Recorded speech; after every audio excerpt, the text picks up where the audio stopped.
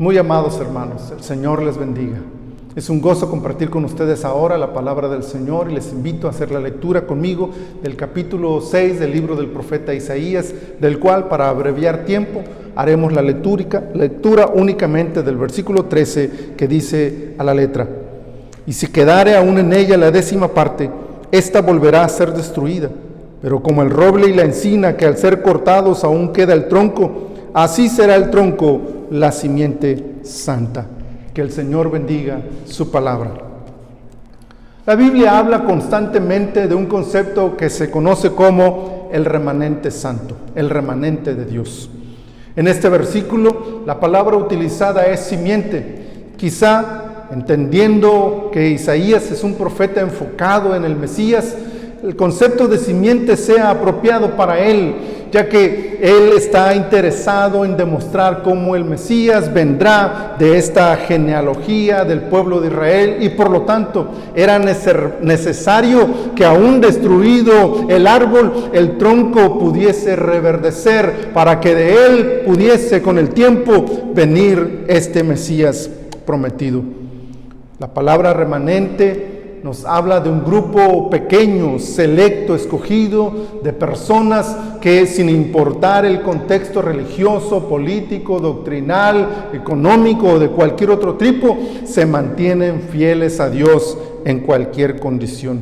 Así lo hacían un grupo de personas en el tiempo de Elías, que él no conocía, pero que sin él saberlo había miles más que se habían guardado de no doblar las rodillas ante el dios Baal. Así también, de una manera simbólica y tierna, Jesús se refiere a aquellos que han de preservar su santidad en la iglesia al llamarles manada pequeña.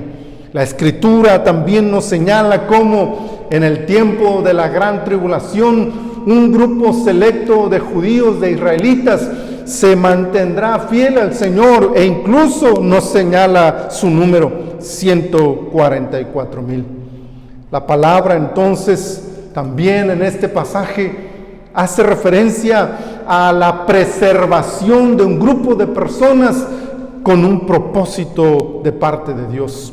En el caso de Isaías, no le tocaría a él ver el cumplimiento de la destrucción del pueblo de Israel. Sería algunas generaciones después, con Jeremías, con quien ocurriría esta desgracia. Pero tampoco Jeremías vería el reverdecer del pueblo, sino que serían otros profetas y otros líderes los que verían el tronco con una nueva simiente para renacer, como sería Zorobabel, Esdras o incluso el mismo Nehemías. Esto nos debe entonces señalar a nosotros cómo la posibilidad de contaminarse está siempre presente, pero también la posibilidad de mantenerse fiel a Dios en medio de cualquier contexto y adversidad. Es esto lo que quiero señalar ahora, y encuentro en el capítulo completo, en la historia de la visión y llamamiento de Isaías, una simbología que nos puede ayudar a encontrar el camino para que, aunque todos vayan con la corriente, nosotros podamos mantenernos fieles a Dios, entendiendo que podemos y debemos ser parte de este grupo pequeño de fieles a Dios, aún en cualquier situación en que nos encontremos. ¿Quién puede entonces llegar a ser parte de este selecto grupo de personas que se mantienen fieles a Dios? La historia de este momento puede darnos alguna luz sobre este tema. Isaías está en el templo de Jerusalén. Isaías está ahí, quizá angustiado, triste o con incertidumbre ante la muerte del rey y un nuevo rey que se levanta para gobernar en la nación. Isaías está en contemplación y en búsqueda de la presencia de Dios, y esto lo lleva a tener una visión de la gloria de Dios manifestada sobre el hombre. Una de las cosas primordiales entonces que debemos entender para poder preservarnos como parte de este remanente de Dios, como parte de los fieles a Dios, es tener esta concepción clara y definida de quién es Dios y de qué es Él. Isaías tiene una visión que lo doblega. Isaías tiene una visión que le muestra todo lo majestuoso que es Dios. Y esto es algo que necesitamos entender. ¿Quién es Dios? Dios es todopoderoso. Dios es sublime. Dios está lleno de gloria y de santidad. Dios es creador y sustentador del universo. Dios es soberano sobre todas las cosas. Su palabra es ley en el cielo, en la tierra y debajo de la tierra. Y todo lo que su corazón desea se hace realidad porque Él es Dios. Y fuera de Él no hay nadie más que se le compare, que se le acerque en grandeza y en majestuosidad. No hay otro Dios en todo el universo. Y Él es el único que merece reconocimiento y adoración por los siglos de los siglos. Esta visión que tiene Isaías acerca de Dios es una visión que todos y cada uno de nosotros necesitamos, quizá no de la manera espiritual que él la tuvo, pero sí en una concepción y en una certeza de saber que este Dios a quien servimos es supremo, es superior, es único e irrepetible y que no hay nada ni nadie que se le pueda comparar. Esta visión que Isaías tiene es repetida en varias escenas en la historia de la Biblia y de la iglesia. Es así como, por ejemplo, allá a las faldas del monte Horeb, en el desierto, en la península del Sinaí, aparece la majestuosidad de Dios frente al pueblo de Israel que está viendo el monte humear, temblar, y todo lo impactante de aquella escena solamente es para recordarle al pueblo quién es Dios. Así también ocurrió con los discípulos del Maestro cuando subidos al monte tuvieron una epifanía de la gloria de Dios y una visión de la majestuosidad del Maestro a quien servían para señalarles y dejarles en la mente muy claro quién es el Dios a quien ellos adoraban. Es necesario que hoy, con una visión espiritual o no, pero con convicción y seguridad en nuestros corazones, reconozcamos que Dios es el Señor de todas las cosas, que no hay nada ni nadie que se le compare a Él y que por lo tanto Él es el único que tiene grandeza por encima de todo el universo. Esta realidad lleva al segundo paso que tenemos que dar para mantenernos como fieles a Dios en toda situación. Cuando Isaías ve esta gloria de Dios, la reacción de aquel hombre es de quebrantamiento y de humillación. Reconoce esa gloria, acepta que aquella visión es de un Dios sublime y majestuoso, supremo, superior, y que Él y todo el pueblo son y somos pecadores indignos de mirar aquella gloria y aquella majestuosidad. Ay de mí, declara Isaías, y ay de nosotros cuando entendemos quién es Él y quiénes somos nosotros. Esto es importante que lo distingamos también. Él es Dios, Él es todopoderoso y nosotros somos pecadores indignos, réprobos ante su presencia, manchados, desfigurados de la imagen que Él nos obsequió al crear al hombre, porque nuestro pecado nos ha separado y nos ha alejado de Él. Estos somos nosotros. Y hasta que lo entendamos, hasta que nos humillemos, hasta que nos entreguemos en una convicción sincera al polvo para reconocer que estamos muy por debajo de la grandeza y de la gloria de Dios. Hasta entonces y solo entonces encontraremos el camino para reconocer esta profunda necesidad que tenemos de Dios en nuestras vidas. Reconocer nuestro pecado, el propio y del pueblo, es fundamental para entender el camino que Dios quiere que sigamos. Quebrantar nuestro corazón al reconocer la incapacidad nuestra de cambiar esta realidad es lo que tenemos que hacer al mirar la gloria de Dios en nuestras vidas. Esta es la actitud que toma Isaías. Él reconoce que no somos nada delante de Dios. Pero inmediatamente después de que Él contempla esta gloria y majestuosidad y se humilla reconociendo su pecado y su incapacidad de tener acceso a dicha gloria, hay un mover de Dios.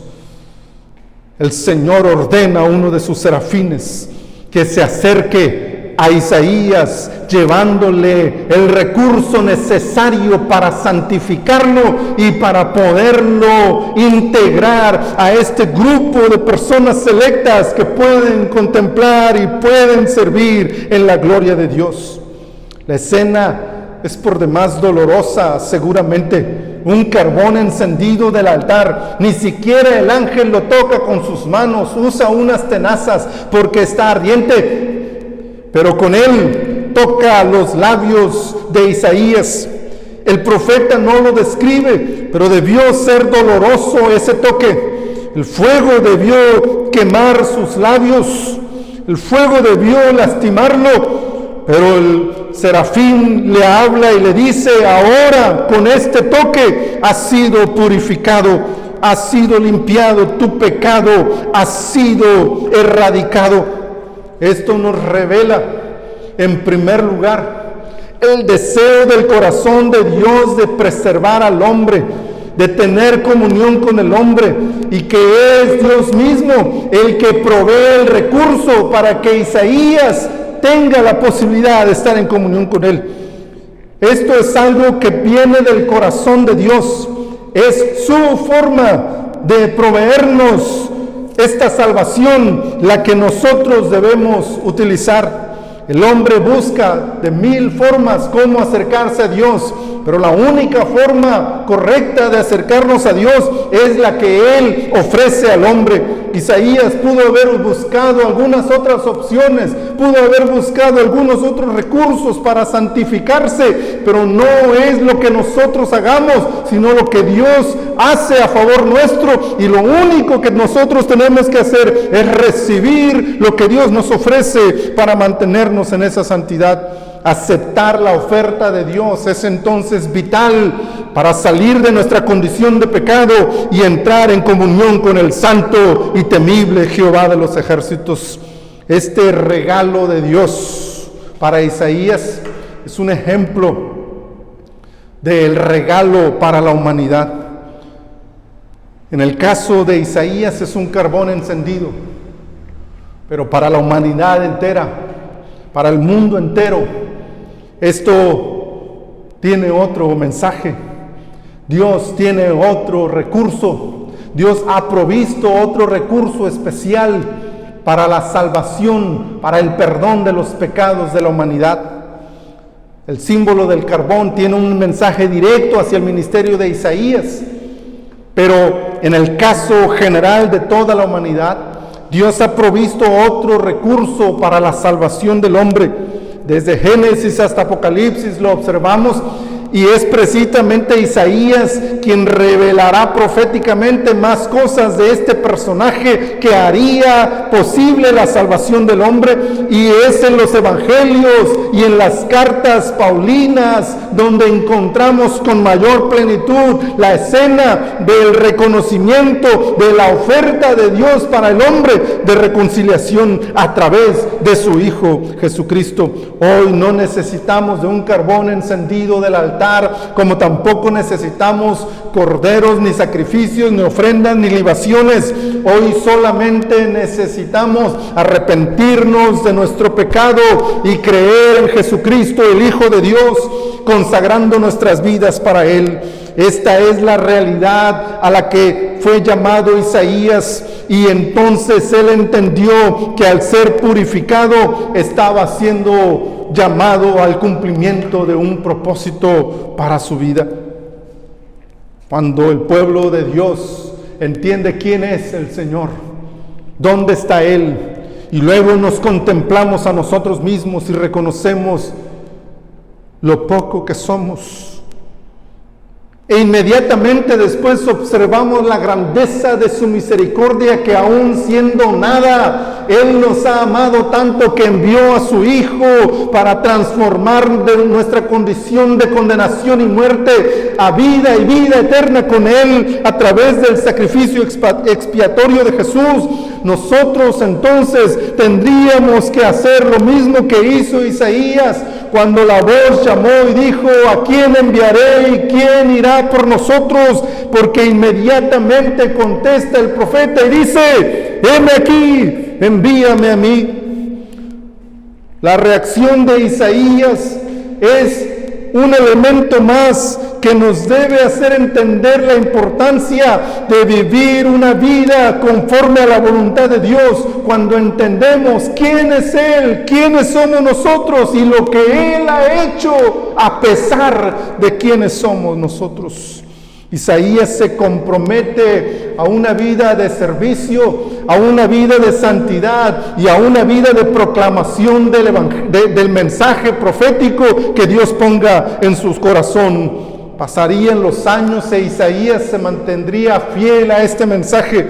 La tradición histórica, no necesariamente bíblica, señala que moriría años después aserrado por el rey Manasés por órdenes del rey, pero eso no detendría su obediencia al llamado de Dios para su vida. La iglesia hoy en día, si desea realmente permanecer fiel a Dios en cualquier contexto y en cualquier situación que se encuentre, necesita tener una visión clara de quién es Dios, de la gloria de Dios, de la soberanía y de la majestuosidad del Dios Todopoderoso. Necesita entender quiénes somos nosotros. No somos nada, polvo, nube vacía llevada de aquí para allá, una flor que aparece una mañana y a la tarde es cortada y se seca. No somos nada, Él lo es todo y nosotros somos hechura de sus manos, pero aún así, siendo nada, Él tuvo a bien amarnos y reconciliarnos con Él a través de la muerte de su Hijo Jesucristo, y ahora, por amor de su nombre, hemos sido llamados a preservarnos en dicha comunión y en santidad para la gloria suya, predicando a todo el mundo este mensaje de reconciliación con Él en Cristo Jesús, nuestro Salvador. Si queremos preservarnos, entonces tengamos claras estas ideas en nuestro corazón, sin importar las condiciones en las que nos encontremos, sin importar el contexto en el que nos encontremos, sin importar en qué siglo nos encontremos de la historia, sin importar las amenazas o las advertencias o los peligros de muerte o de otro tipo que puedan llegar a nuestras vidas. La iglesia, para permanecer fiel al Señor y ser parte de este remanente, deberá tener clara su visión de la grandeza de Dios, de la misericordia de Dios y del propósito de Dios para su iglesia. Este primer domingo del mes, en el que tradicionalmente reflexionamos en la muerte de nuestro Señor Jesucristo, su pasión, su resurrección, y en el que tenemos comunión unos con otros y con Él a través de la cena del Señor, deberíamos también aprovechar para renovar nuestro compromiso con Él, de mantenernos fieles a Él en cualquier condición en que nos encontremos, recluidos en casa, separados de la comunión física, pero no separados de la comunión con Él, amándonos unos a otros a la distancia, abrazándonos, cuidándonos, bendiciéndonos, ayudándonos, cumpliendo el llamado de Dios y manteniéndonos fieles a Él ahí donde estamos. Honramos su precioso nombre, reconocemos su misericordia y su gracia derramada sobre nosotros y preservamos el mensaje verdadero, genuino, fiel del Evangelio de Jesucristo, del amor de Dios para con la humanidad. Concédanos el Señor ser esta iglesia. Y si otros se desvían, y si otros encuentran otros caminos, y si otros se van con la corriente, que así lo hagan. Preservémonos nosotros para la gloria suya. Seamos el remanente fiel y santo del Señor y honremos así el precioso nombre de nuestro Salvador. Bendito Dios, tú has tenido a bien revelarnos la grandeza de tu gloria y tu majestuosidad. Concédenos, Señor, tener una clara dimensión de quién eres tú y de quiénes somos nosotros. Entender nuestra posición delante de ti, pero valorar también tu inmenso amor con el que nos has amado desde el principio de la creación. Y ahora, Señor, permítenos entonces serte fieles el resto de nuestras vidas, comprometidos contigo a cumplir el llamamiento que tú nos has hecho de vivir en santidad y de proclamar el precioso nombre de Jesús a las naciones. Que tu nombre y solo tu nombre sea glorificado en medio de tu pueblo. Muchas gracias, Señor, en el nombre de Jesús. Amén. Conceda el Señor su gracia sobre cada uno de ustedes. El Señor les bendiga, les abrace y les guarde, les cuide abundantemente y nos permita pronto vernos una vez más para gozar de la presencia del Señor, pero también de la comunión unos con otros. Mientras tanto, ahí donde estamos, sigamos honrando y glorificando el precioso nombre de nuestro Salvador. El Señor les bendiga.